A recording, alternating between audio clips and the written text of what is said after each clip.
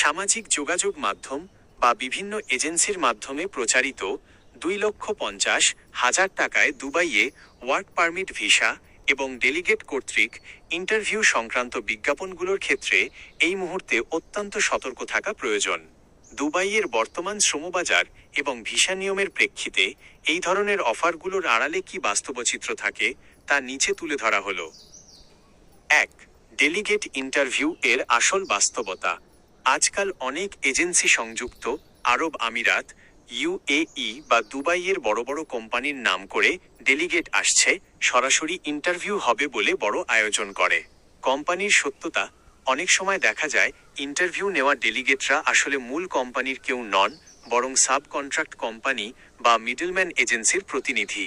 চাকরির ধরন, ইন্টারভিউতে পাশ করার পর আপনাকে বলা হতে পারে ভালো পদ, যেমন ড্রাইভার, সুপারভাইজার বা স্টোর কিপার, কিন্তু দুবাই পৌঁছানোর পর দেখা যায় সাধারণ লেবার বা কনস্ট্রাকশনের কাজ দেওয়া হচ্ছে। 2,50,000 টাকার হিসাব ও ফ্রি ভিসার ফাঁদ। সংযুক্ত আরব আমিরাতের শ্রম আইন অনুযায়ী কোনো কর্মীর ভিসার খরচ বা নিয়োগের খরচ কর্মীর কাছ থেকে নেওয়া সম্পূর্ণ অবৈধ। সম্পূর্ণ খরচ নিয়োগকর্তা বা কোম্পানির বহন করার কথা। ফ্রি ভিসা, ফ্রি ভিসা বা সাপ্লাই কোম্পানি 2.5 লাখ টাকায় যে ভিসাগুলো দেওয়া হয় সেগুলোর বেশিরভাগই কোনো নির্দিষ্ট কোম্পানির স্থায়ী চাকরি নয়। এগুলো মূলত সাপ্লাই কোম্পানির ভিসা কিংবা তথাকথিত ফ্রি ভিসা। ঝুঁকি, ফ্রি ভিসায় দুবাই গিয়ে আপনাকে নিজের উদ্যোগে কাজ খুঁজে নিতে হবে। আর সাপ্লাই কোম্পানিতে কাজ করলে নিয়মিত বেতন না পাওয়া, আকামা, রেসিডেন্স আইডি না হওয়া এবং আইডি ছাড়া অবৈধ হয়ে পড়ার ঝুঁকি থাকে 95%। 3.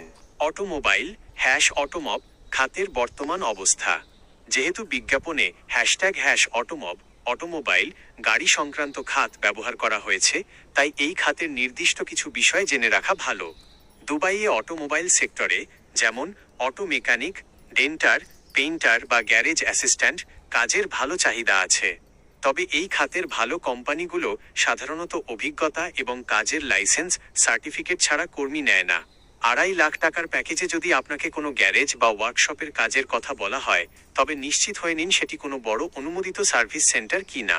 ছোটখাটো লোকাল গ্যারেজের ভিসায় গেলে পরবর্তীতে বেতন এবং থাকা খাওয়ার তীব্র সংকটে পড়তে হতে পারে। প্রতারণা থেকে বাঁচতে আপনার জন্য জরুরি করণীয়। 1. অফার লেটার যাচাই করুন। ইন্টারভিউতে টিকলে আপনাকে একটি অফার লেটার দেওয়া হবে। দুবাইয়ের অফার লেটারে Ministry of Human Resources and Emiratisation মোহেছারি এর লোগো এবং একটি বারকোড থাকে। ইউএই সরকারের অফিসিয়াল অ্যাপ বা ওয়েবসাইটের মাধ্যমে এই অফার লেটারটি আসল কি না তা যাচাই না করে 1 টাকাও লেনদেন করবেন না। 2.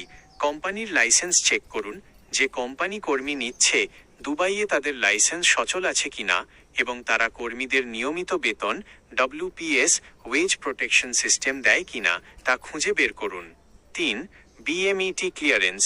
বাংলাদেশ সরকারের প্রবাসী কল্যাণ ও বৈদেশিক কর্মসংস্থান মন্ত্রণালয়ের BMET স্মার্ট কার্ড ছাড়া কোনো এজেন্সির মাধ্যমে দেশ ছাড়বেন না।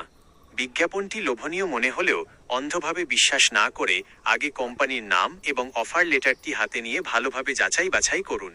আপনার পরিচিত কেউ কি এই ইন্টারভিউতে অংশ নিচ্ছে বা আপনাকে এই অফারটি দিয়েছে?